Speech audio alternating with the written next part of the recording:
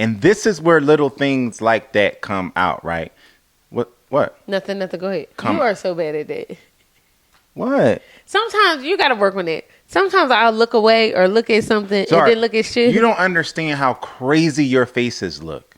Like they look, you have no poker face. At all. So it could be a roach on the floor and your face will say there's a murderer in the room. But why? So I can't just overlook that. First of all, we ain't got no goddamn roaches, so don't you ever speak that over my house. Okay. It wasn't literal, but that's what I'm saying. Like you don't know how to it's always like really big. I will say that phrase you just used is very accurate. It could be a roach on the floor and the face would say it's a I mean, literally, like she has no subtle. There's no subtlety. Always a murderer. It's always on 100, and then she'd be like, "Why you say something?" I'm like, "Cause I thought you were dying. That's why I said something."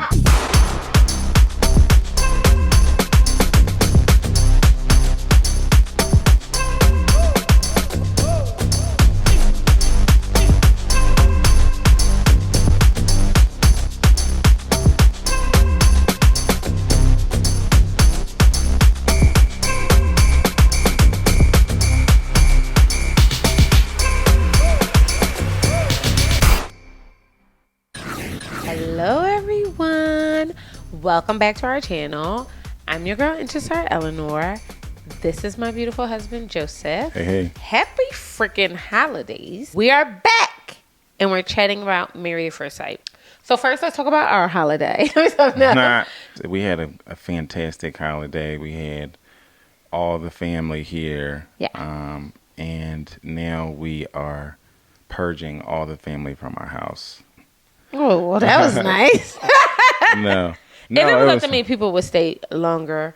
I just like when my family is around. Uncomfortably so, though. I don't think so. You don't think? I could be really like, sometimes I have to remember, me and my sisters are always like, sometimes we have to remember we have spouses because you might have a feeling about something I don't have a feeling about. Like, I don't think so because, well, maybe typically in life, but not with us because, you know, we just love everybody. Like, You know what I mean? Like, we just kick it with everybody. So sometimes I be kicking it and don't realize, like if we go to your uncle's house or something like that, I'd be an hour go by, I'm like, where's Zar at? Like, you know what I mean? Really? And I know Ryan is the same way for her sister's husband, who she talking about.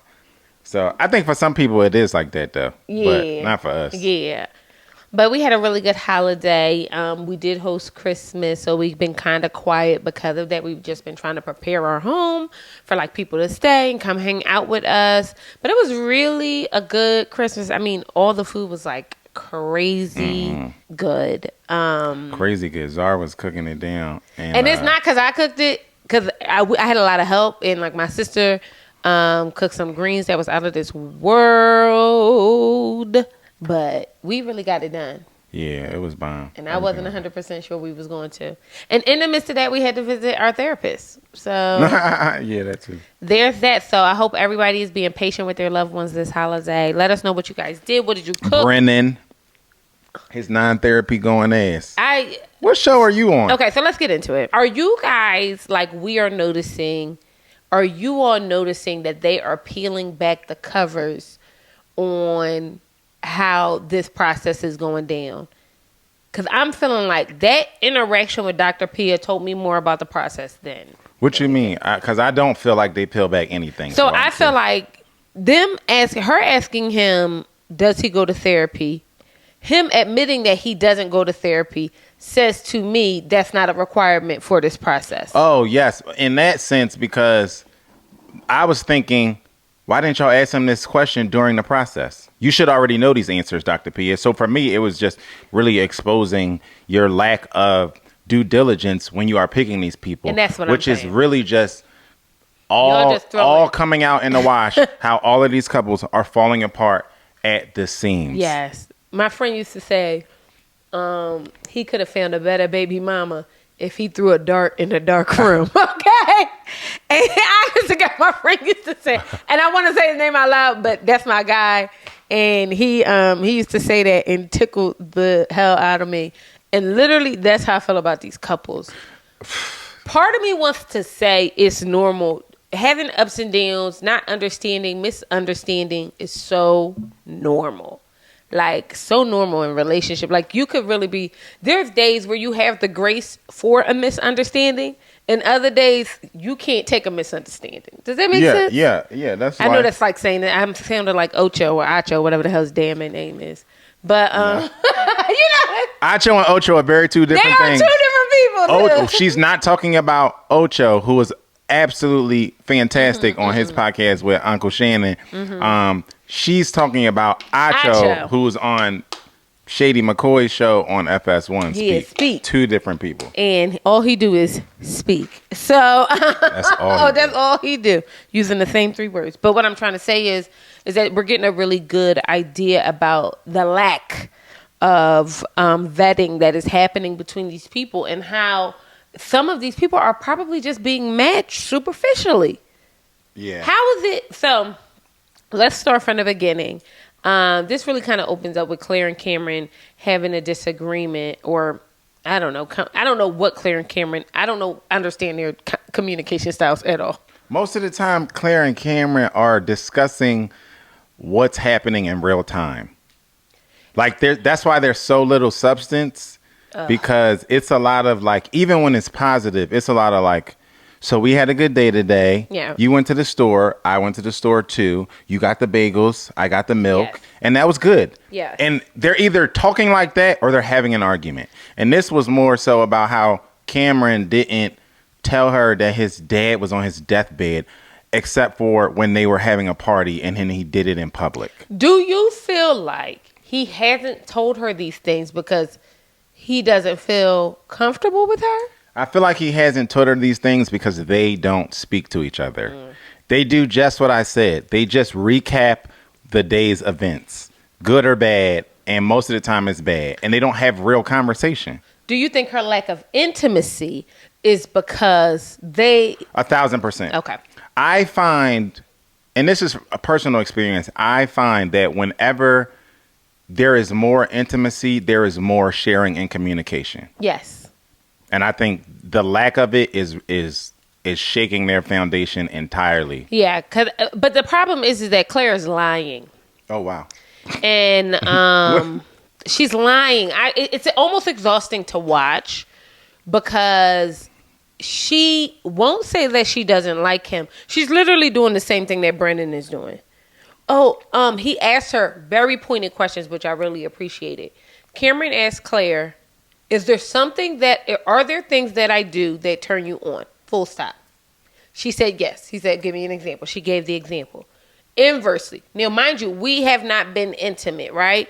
Apparently, we're at an impasse when it comes to certain things. So I'm trying to get to the bottom of it. Are there things that I do that turn you off?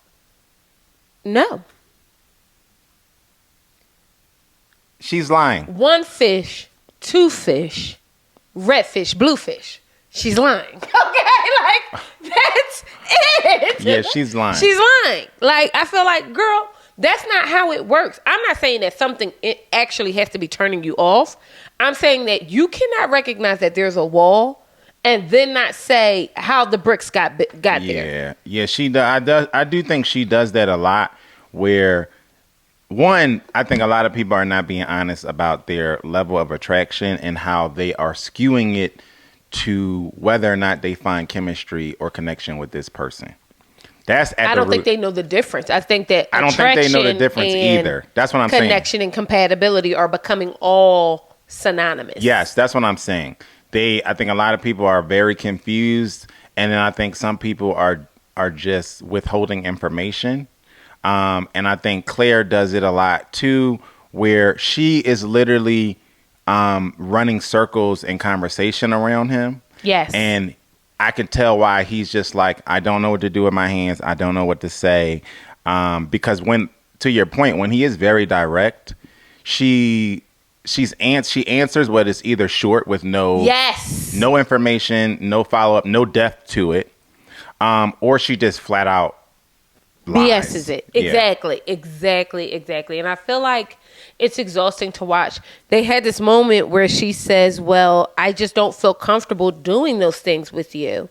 And she said, like, I'm sure you don't feel comfortable getting up and giving me a kiss. And he was like, No, I would feel comfortable doing that. But how dare you try to put, what you tried to do is put words in this man's mouth. Yeah, she tried to share the problem, which Yes. is a lot of, we saw this last season. I can't remember who it was, but they did it a lot. They tried to make it like, we don't want to move in together.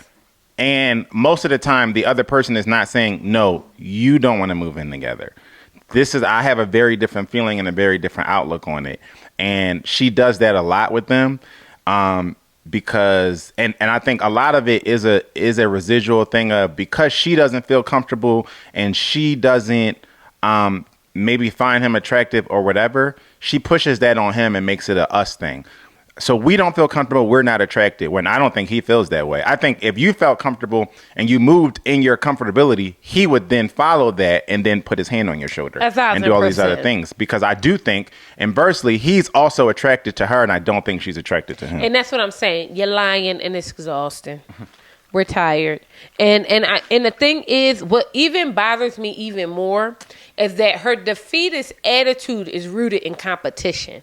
She only feels defeated when she believes that the other couples are doing better. Yeah. So now she's like, she's harder on them. That's what I want to say. Mm-hmm. She's harder on herself and Cameron because she's under the belief prior to their conversation that they're doing worse than everyone. Yeah. There was some sense of almost relief. Uh-huh. Yeah. And knowing that the other couples weren't having just a hard time. Yeah. I see that, and I think it's super weird. Weird. But I also see a lot of them do that. Like that's why I think we should have less of these couples moments.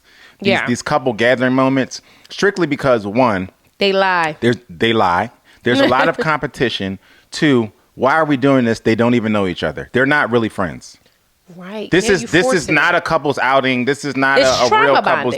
It's trauma bonding. Y'all don't know them. Y'all met y'all spouse the same time y'all met the rest of these people. Literally. So there isn't really a bond between y'all. A lot of y'all just trauma bonding and then confirming things that y'all have no clue about. We watched Becca sit and tell Emily that Brendan absolutely is into her and there's no way he's not. Why would you say that?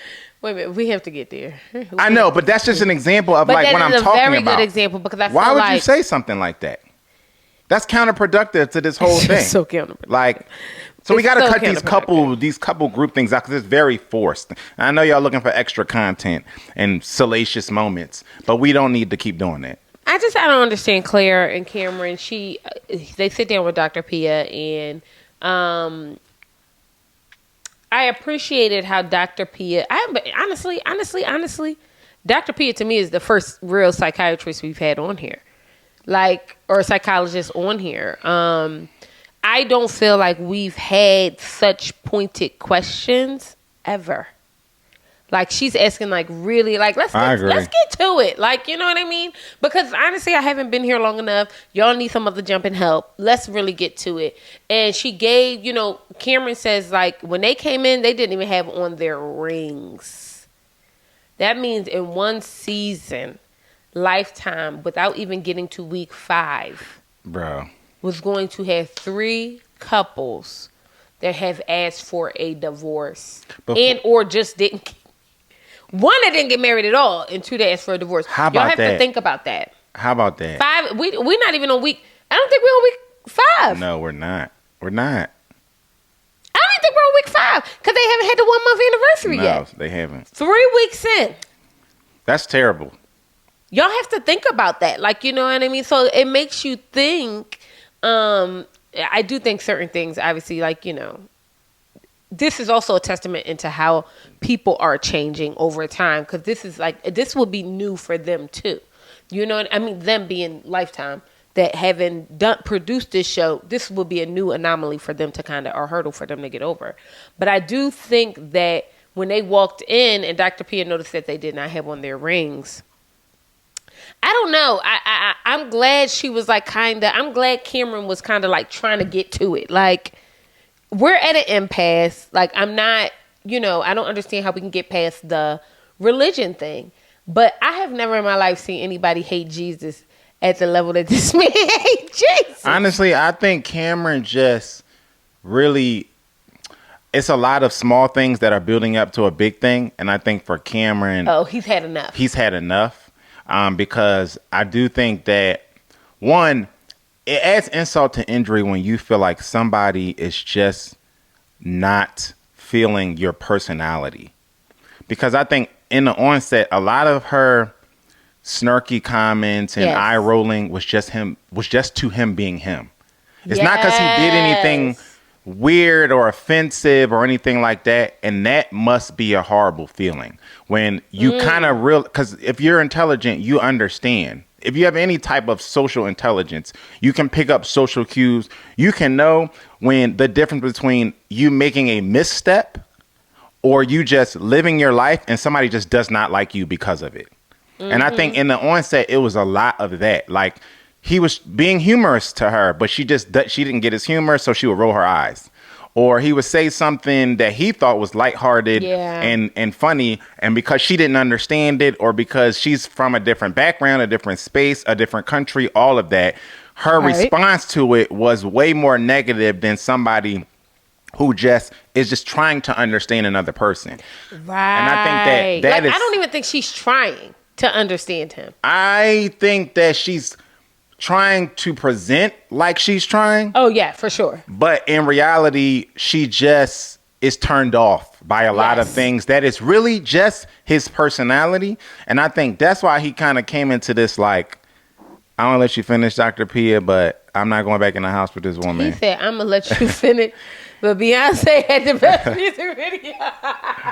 He really did, though. Like, and I thought that was right to stand on that, too. Like, in 3 weeks, with the resources that we have, yes, we've exhausted everything. I think that's not what... Because they are not having more of these interventions. Exactly. Because I agree, Dr. P is right. Like, you haven't done everything that you could have done. But I do think that for him, it was more of an emotional response to like him wanting to say like, I'm off this joint. Like, I'm really done with this shit. Because everything she speaks about around intimacy is as if intimacy is only physical. Yes. Like, you cannot be there. Nobody's forcing you to jump in bed with this man. But you can't hold your husband's hand. Yeah. Also, I'm bored with this because you grown people signed 10,000 contracts to get on a show where you marry a stranger. Mm-hmm. And then everybody's like, a stranger. What the hell? Where'd y'all get it from? I don't understand. This wasn't sprung on you. Is it us or is it giving to you guys that they had no idea that a stranger would be involved? Yeah, it's like they were surprised that they weren't going to know this person.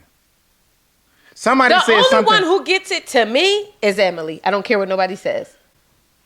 Yes. But even Emily, I think she's the person who said, because I was just about to say, I even heard somebody this season say, I didn't think it was going to be this hard. And I'm thinking, you married a stranger. How hard did you think it was going to be? She wasn't talking about from that space. She's saying from like... I just think the statement in general is just why, like, you married a complete and utter stranger. Literally. My barometer for how hard it would be through the roof. And then it would only have to come down from there. What episode are we on that we're still explaining to you all that signed up the premise of It's weird. It's very weird. Brennan is surprised that they got to go to therapy. Like, I don't get it. It's very weird. And I just feel like, why is everybody coming into this experience having the show been on the 1,000th season? And why are you so surprised? Y'all, it's very clear that y'all watched it. It's so clear that you watched it, right? Now, Becca, now you could say, it's so clear that you have watched this show. Yeah. It's so clear, right? I just don't understand how nobody understands the premise. Like, I just don't. It makes it not fun. Like, it makes it not fun. I don't know. But, Cameron's has a real deep issue with Claire and their difference in religion. But I honestly think it's rooted in the lack of everything else. I do too. I don't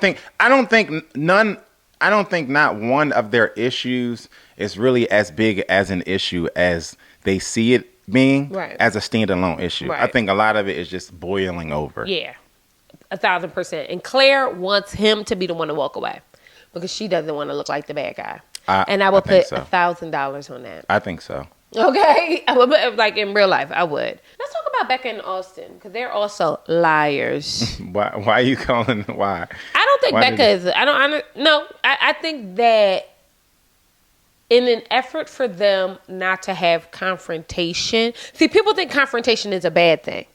Confrontation is just confrontation. It doesn't have to be negative. It really could be in your benefit to confront things, right?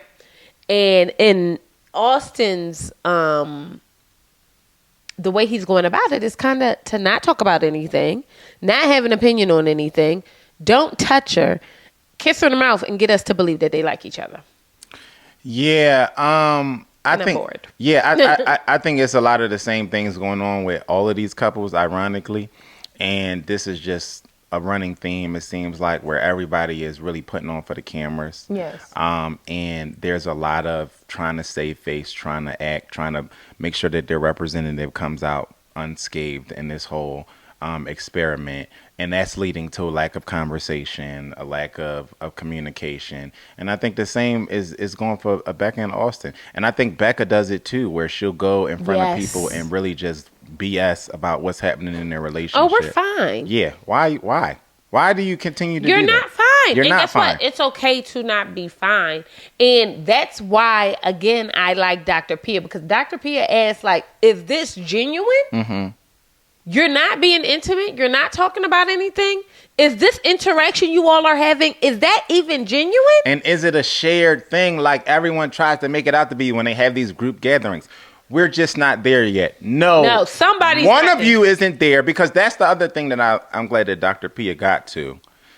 Becca is absolutely there and ready to be intimate. Right. Austin is not. Right. But you let them tell it anytime they're together or just around the couples, it's we're just not there yet. We just haven't gotten there.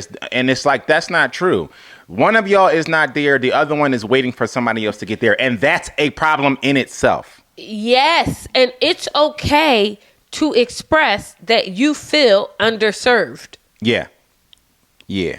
A closed mouth don't get fed. Right. You have to say, no, I feel fine. Yeah. You know what I mean? Or no, this is affecting me. I would like to be more intimate, whatever that may look like. Yeah. I feel like Austin is underdeveloped.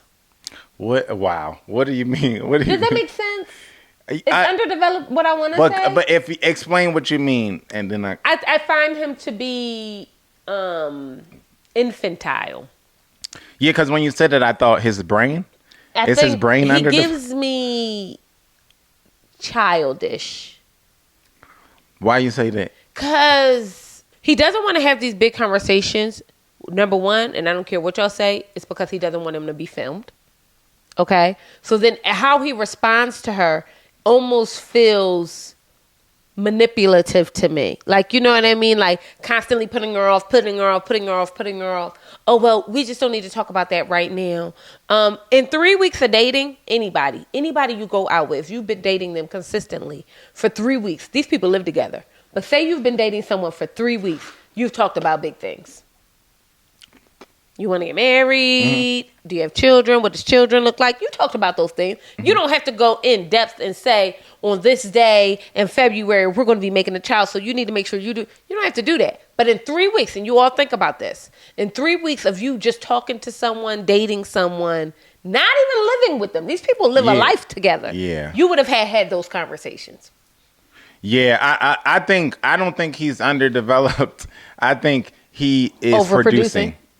He's not like underdeveloped. The rest of them. He's overproducing. He's overproducing. Okay. Like the rest of them. I think like Brennan is, like Claire is. I think he's just overproducing like the rest of them, trying to make sure that he controls the segment.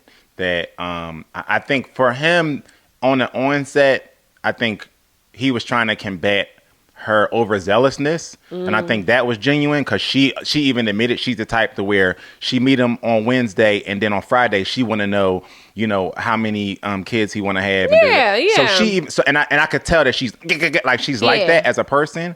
So I think it was genuine on the onset, like you say, but by week 3, 4, 5, y'all still haven't talked about anything. Right. That's you producing.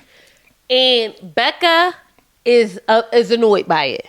I can tell, but she won't. But she won't say it, which is why she will continue to be underserved, and why you will continue to go in this cycle with this 12-year-old boy. We've been talking about this cribbage. They were playing cribbage or whatever the case may be. Whatever, I don't know. Oh, with the pegging? Mormon pilgrim. That was too much. Thing they got that out of. That was creepy. I didn't know. And it wasn't creepy. Cribbage wasn't creepy. But it just was like, where did you get this old-timey game from? The Oregon Trail? It was too like much. Weird. Yeah. But when I talk about immaturity, I think about that. Like, even she was like trying to make, little jokes to feel closer to him physically. And he just was like pretending like she didn't even say it. Because he is not into her. And this is where little things like that come out, right? Because in those moments where somebody you can only front but so much. Yeah. And everyone's been, let's say, talking to somebody or entertaining somebody who was a lot more into them than you was, vice versa. You know what I mean? And I prefer it that way. And they'll say something to you, and it'll just be a bridge. Like, you can't act. It'll be a bridge too far. Oh yeah. Like, we can get that couch when we move in together. And you like, you like, oh, that's cool. Not Zar. I'm like, we sure can. What color you want to get? But there's always something. There's always a bridge too far. No matter how. It's you always like some place where you just like. Yeah. Oh, I can do this when we get to the room, right? When and the sugar daddy start wanting sugar. Yeah, 1,000%. Okay. Everybody has a limit, and I think Austin can't act anymore. He was acting on the honeymoon. He was acting and it was like a lot of just going along to get along. But now they're in close quarters, so the bedroom is literally only right there. Right. So if she's making these moves and stuff, and he's reciprocating them, it's going to go to a place where he really does not want to go.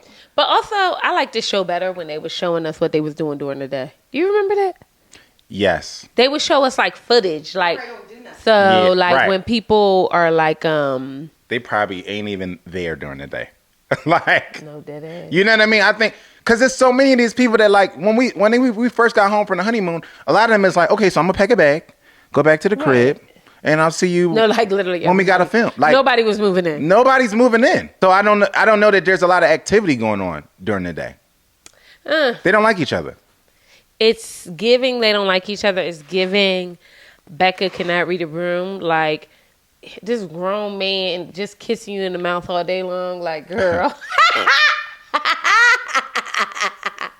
How sad. How sad. But I like Becca, so I'm not even going to give her that. I do like Becca. I just think that them trying to pretend like they are the ones who got it going on. Yeah. Is really... That's whack. Whack. Because the truth is, she started crying in that session where they was all together because she going through it. Not because she was... Yeah. She's personally going through it. Because truth. That's why she started. I just want to give everybody a hug. Please. Yeah. You know what I mean? Yeah. Enough of that. Just say how you actually feel. Yeah. Yeah, she was crying because she realizing they going through a bunch of mess like everybody else going through a bunch of mess. You don't even know your husband because he don't want you to know him. Yeah. Imagine that. Because he's doing his time. And you know it's exactly given I'm doing my time. You know exactly why I'm here, and I'm finna run the clock out, and then we can get to the decision day. Y'all, Laura and Orion were there. What? I didn't even realize that was a segue. I don't know. I don't know why they was there, and I really am tired of. I think they want to drag. They need drama for some reason, and I disagree. I don't think you need a bunch of drama. The drama is that none of these couples are working, and they know they're not working. And I think that you can have a perfectly good, high-rated show without a bunch of manipulated, produced drama. When a couple is divorced, did they even get to the point where they sign their papers? When a couple is divorced, if we calling them fast divorce, though. If we calling them divorce, then they have no reason to be in the same room. They have no reason to be on the show. This is called Married at First Sight, not almost got married at first sight, but I'm divorced. So stop inviting them to. They did this last season, but they did this last season into up to like decision day. Yeah, we're still seeing single women walking their dogs and other people going out on dates. And we do not care. I don't care what Lauren and Orion is doing in their own personal lives. I really do not care. I want to move on. I want so badly to move on because it's just a bunch of drama. It's giving Love and Hip Hop. Ew. Yeah, like here. I do love me some Love and Hip Hop, depending on the day. I don't. That's not why I watched this show. You know what I mean? Because I already knew the smoke that was about to be coming from Lauren's direction when once Orion got there, and it was just like, who's somebody about to throw a cup next? So I first want to say this: Lauren's sister-in-law, you a real one. That's the only kind of friends I want. If she knew terrible ones. Let me tell you something. She was dead wrong for calling that man basically the dead N-word. Wrong. Okay? Dead wrong. She said to him out, he's the problem. Make sure you let him know that. That's the only kind terrible of friend friends. I want. Terrible friends. That's the only kind of Lose friend I those want. Friends, so shout out to her. She's a real one, okay? Send her a little basket because she's the one and not the tip. These are the people whose lack of accountability in their social lives from their family relationships come out in the wash like this.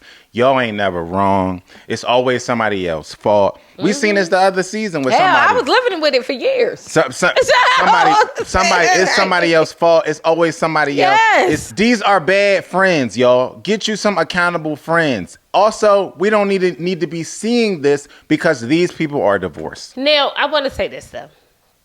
I know you disagree. I wouldn't mind Lauren and Orion giving it another shot. Hell, everybody else is burning up anyway in front of us, y'all. It's almost like a peaceful protest. It's giving Gandhi. Like, I don't understand what the hell is going on.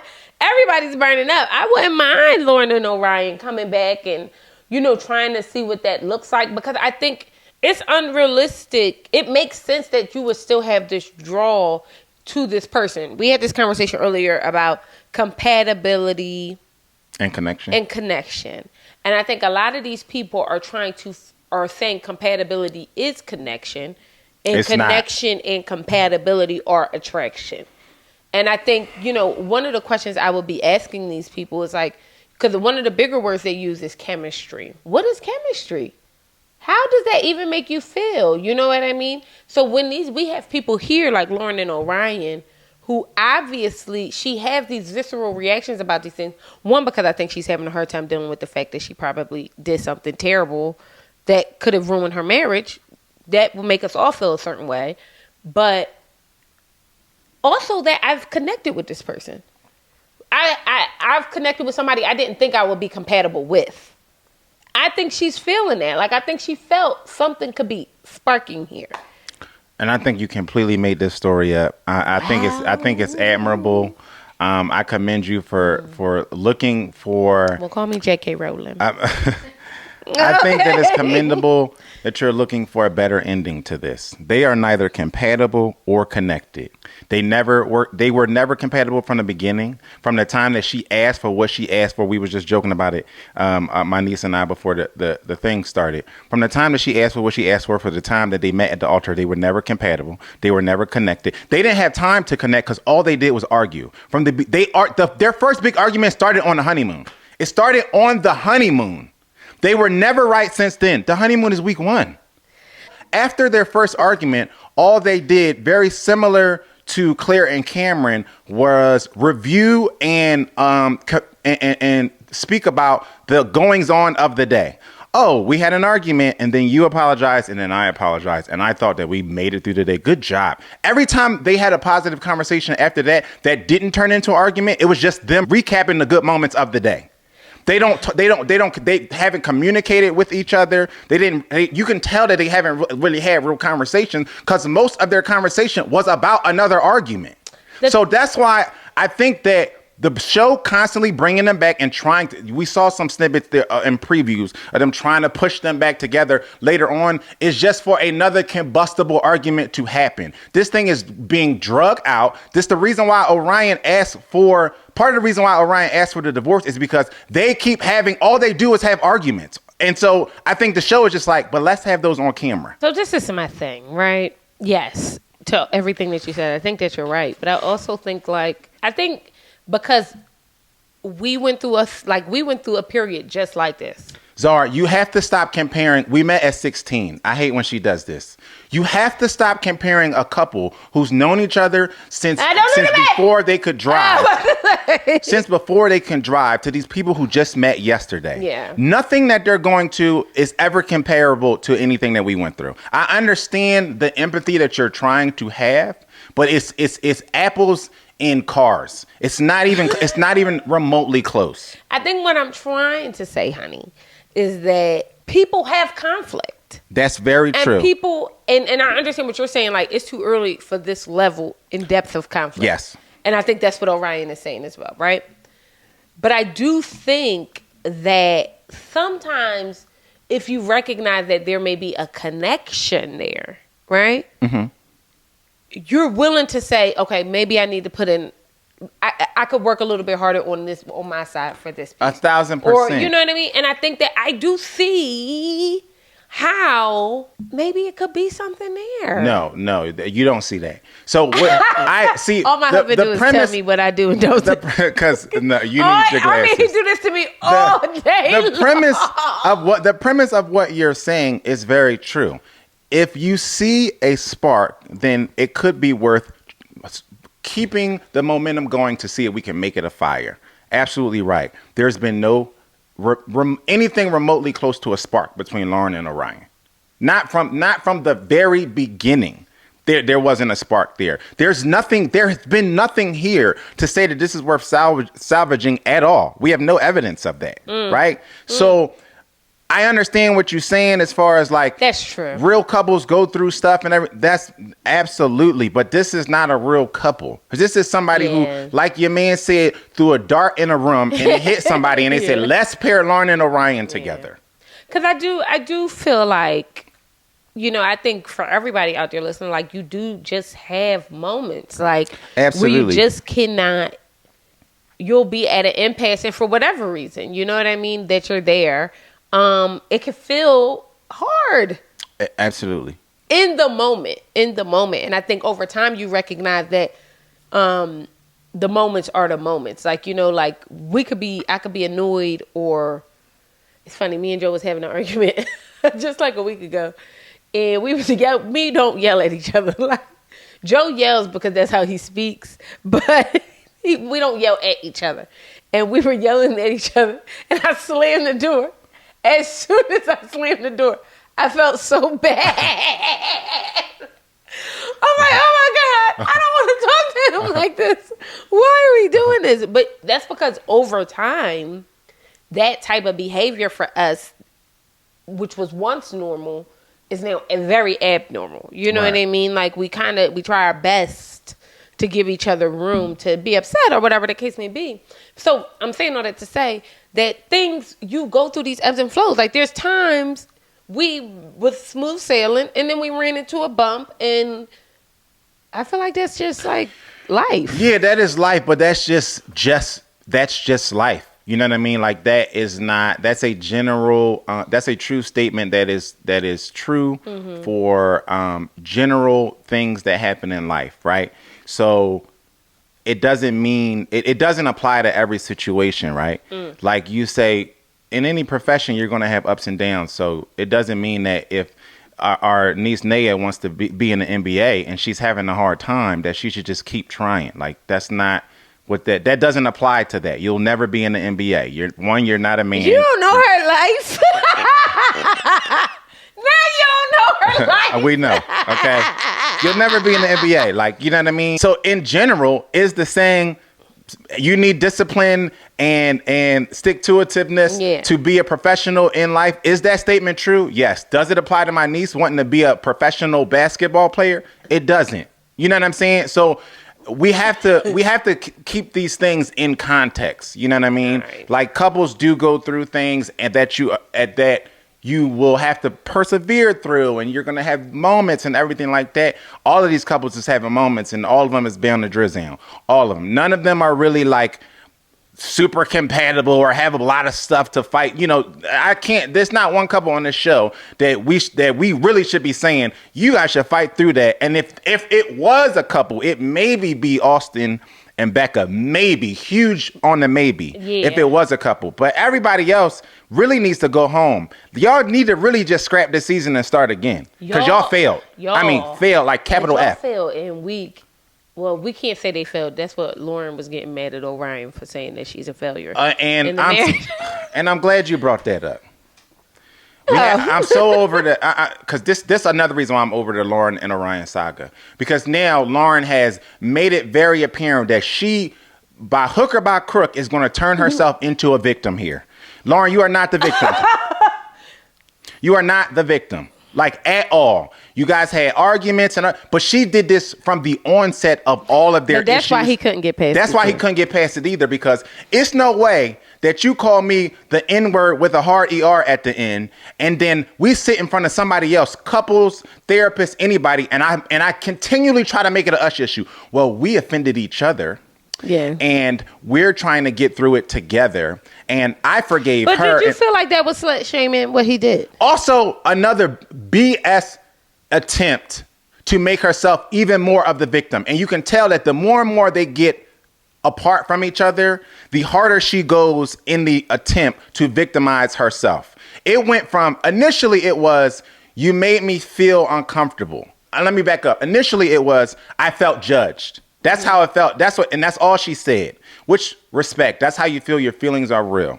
To you. It came from you. I felt judged to you was slut shamed, and then she saved it for the group. He slut shamed me at the thing and da.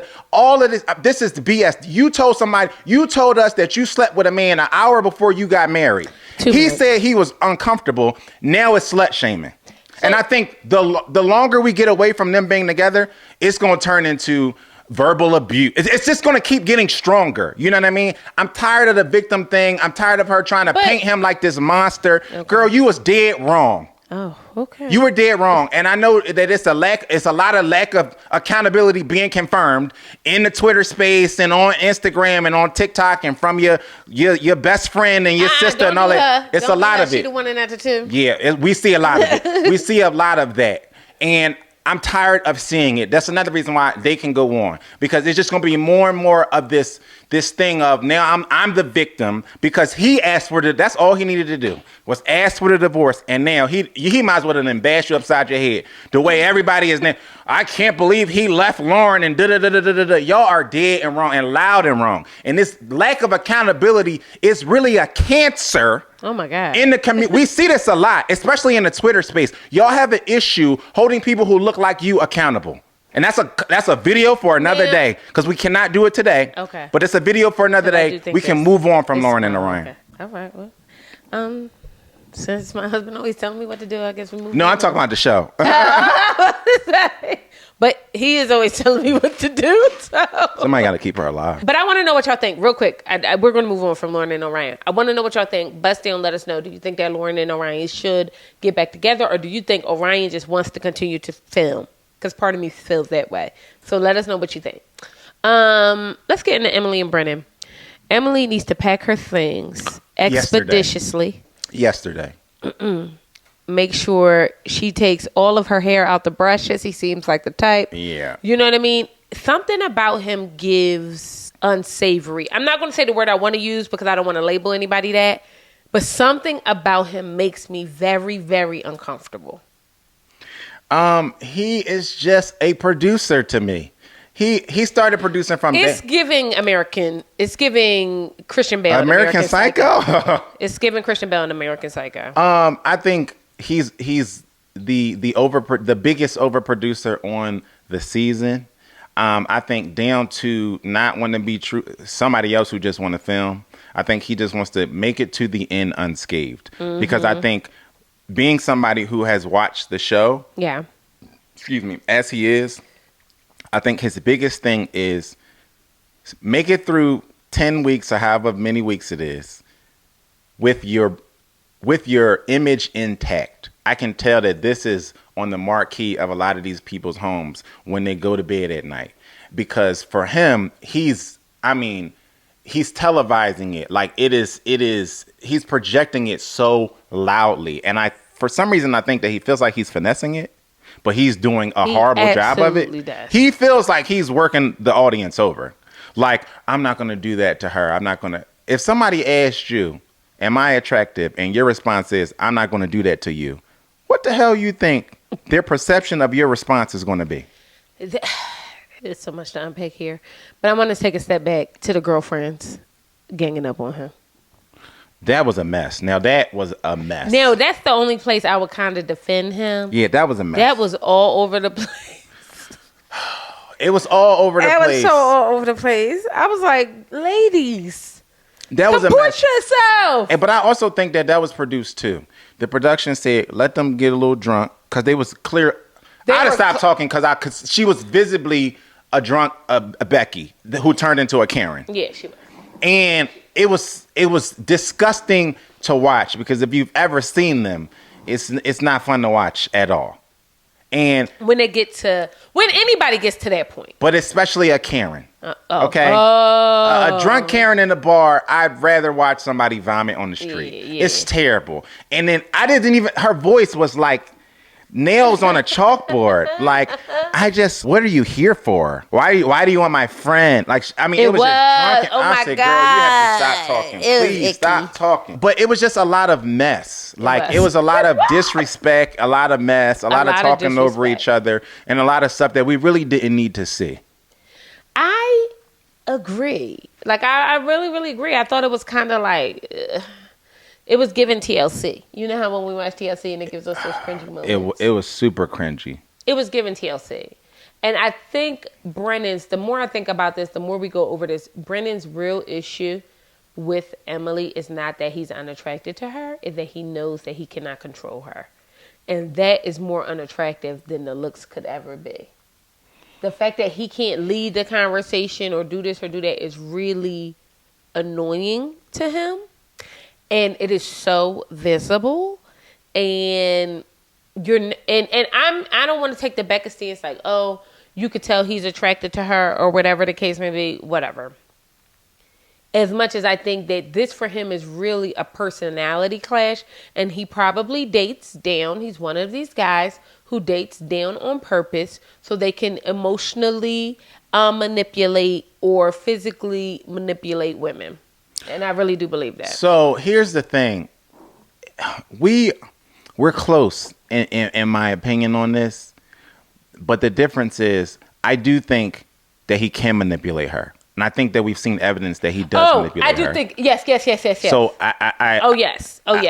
And then I also think that he's not attracted to her. I think he's genuinely not attracted to her. So I think that's a part of the manipulation.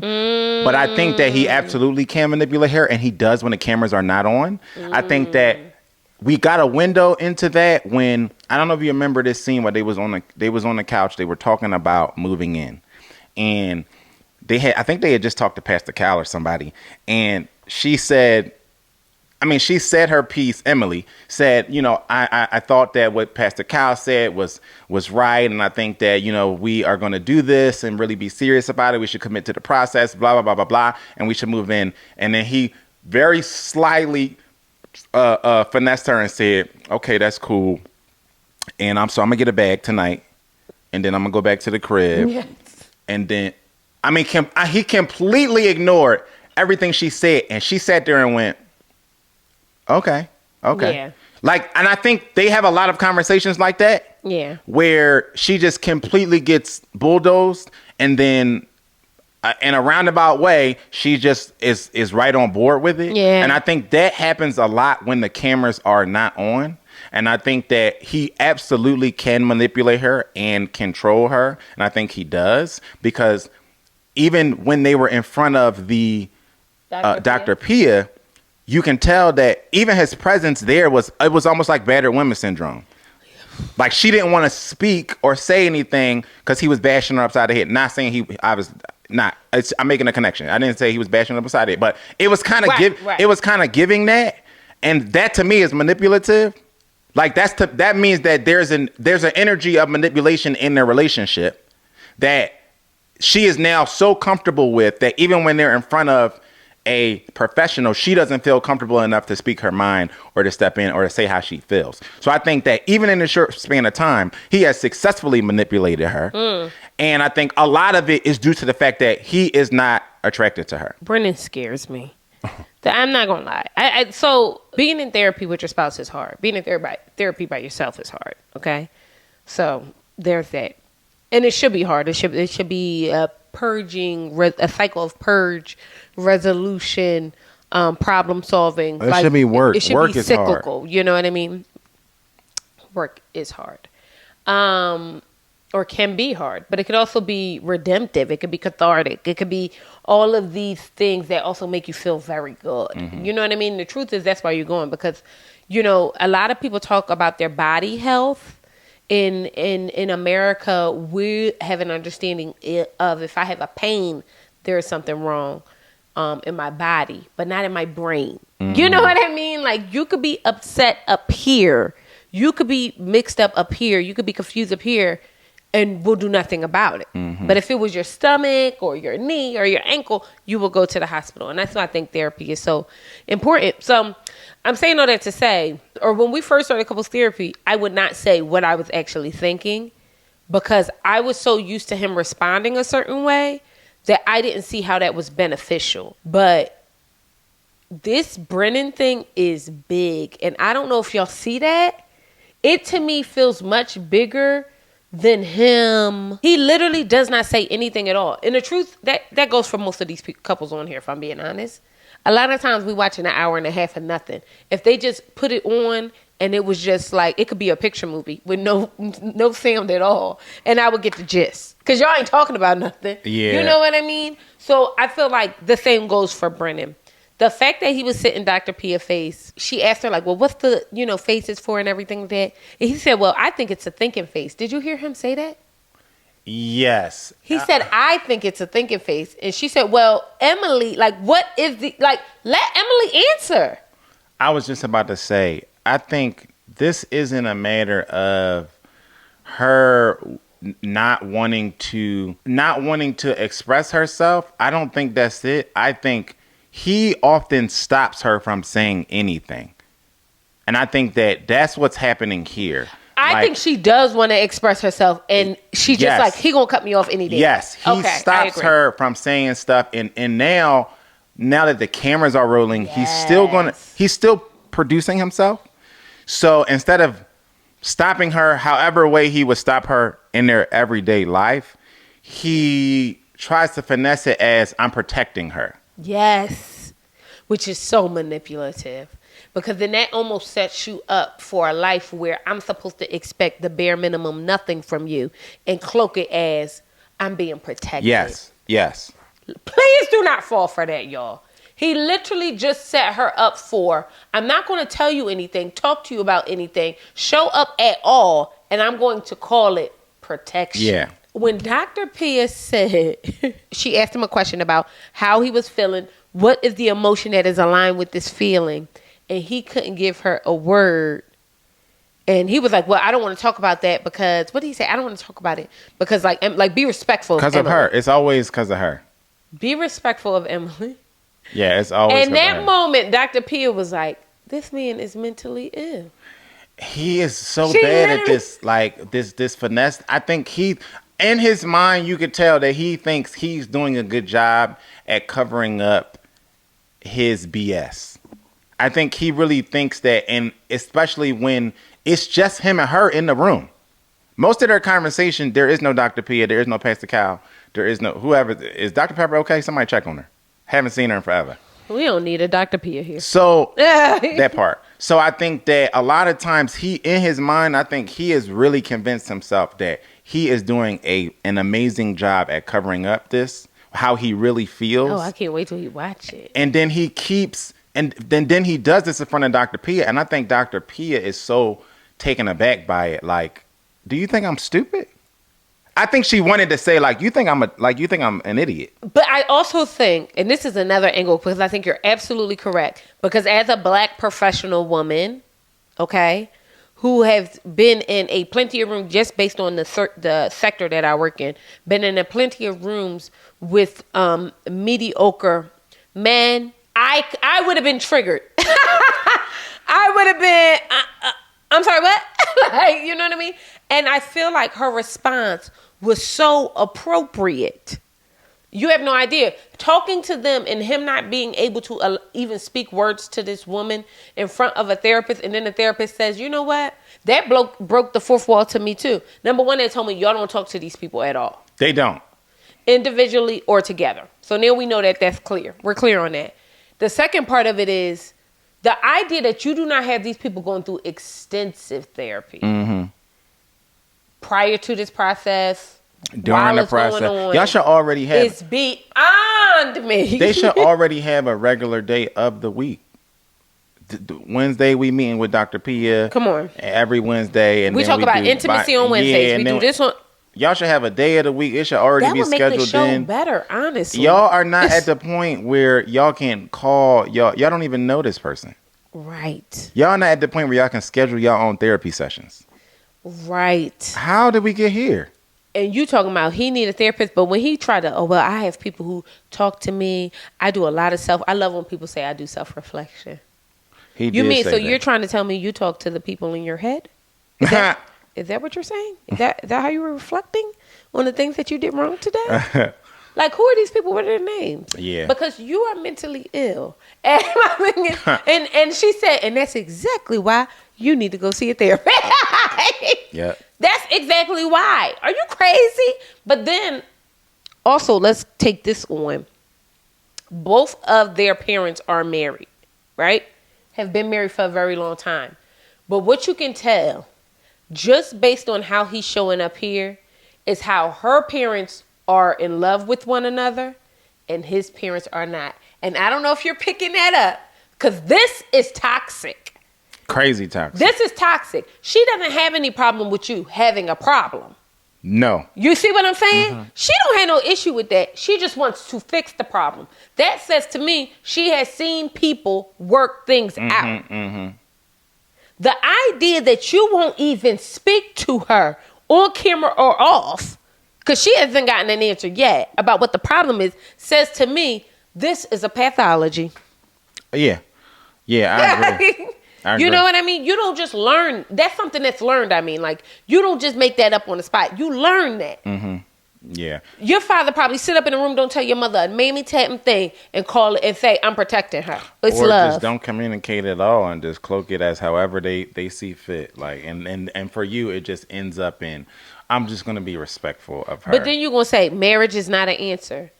Abuse is? This is abuse. Oh, divorce. He said divorce. Divorce is not an answer. But this is? This is the answer? But even that is one of his talking points.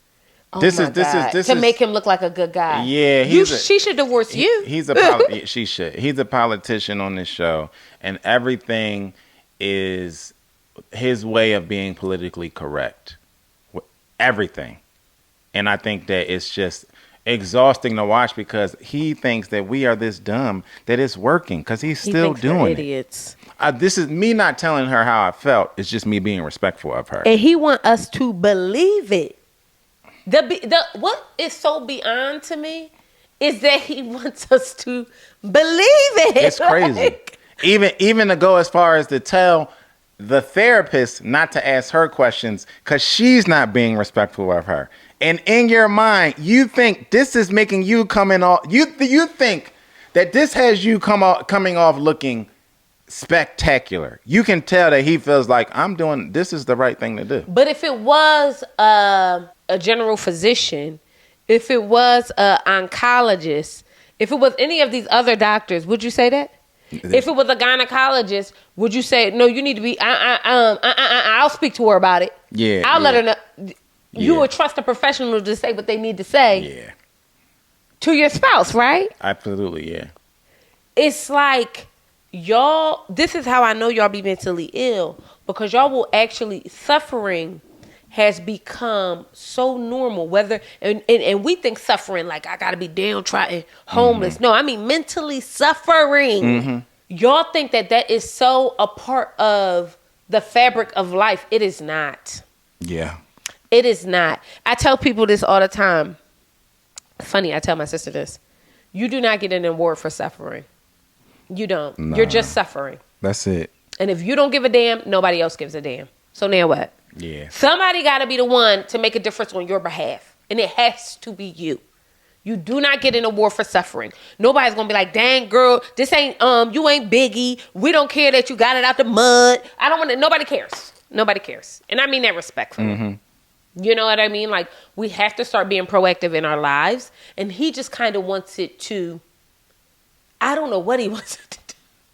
I think he wants her to get a divorce. I think he wants her to say she wants a divorce. That's what I think. I think he wants to make it to the end of the season. Because I think, knowing that he's watched the show before, and a lot of people who have blown up their marriages don't come out looking well. Yeah. I think he's trying to avoid being that person. And I think his way to avert that is to make it to decision day and then amicably part ways. But I think it's going to be amicable on TV, and the story that he's going to tell is that Emily wanted out. I think she's going to tell the story that is amicable. Right. Like, I think... And he's going to blame her. Oh, he's going to be like, I didn't believe divorce. I think to make himself look like a good guy, he's not going to blame her. I think he's going to go with this, it's a we thing. That's we're still friends. Especially those people. They love to still be friends. We're still friends. We're friends. We might get coffee next week, and we just think that it didn't work. We lasted the 8 weeks, and I think it's just an amicable thing. Like, I think he's gonna go that route because he is a politician. So everything that he does, and a terrible one. So everything that he does is an attempt to come off as slick, smooth, and above board. He's that politician guy, the one that's really a homosexual. Oh my God! Who was spending the which is not a problem, by the way. But when you are a Republican, it is. I'm being honest. That's their values, not mine. You can be able to do whoever the hell you want to be. But he the one that was spending. You remember he was spending the campaign finances on getting Botox and liposuction and George Santos. Oh yeah. That's Brennan. Yeah. That's Brennan. Piss poor politician. Okay? You're going to jail. Okay? Period. And that's how I feel about Brennan, because he's very much giving plastic on the floors and the walls. And I don't care what none of y'all say. It's giving the American Psycho. Okay? But I'm not a doctor. So what the hell do I know? Do us a favor. Bust down. Subscribe to this Mammy Tapping channel. Let us know what you think about this dumpster fire that we like to call Married at First Sight. And all of this information is alleged, and we really don't mean to call him a psycho, even though that's what he's giving. Yeah, that's my small. Exactly, that's a disclaimer. We don't want no problem. And we'll see you guys later. Peace.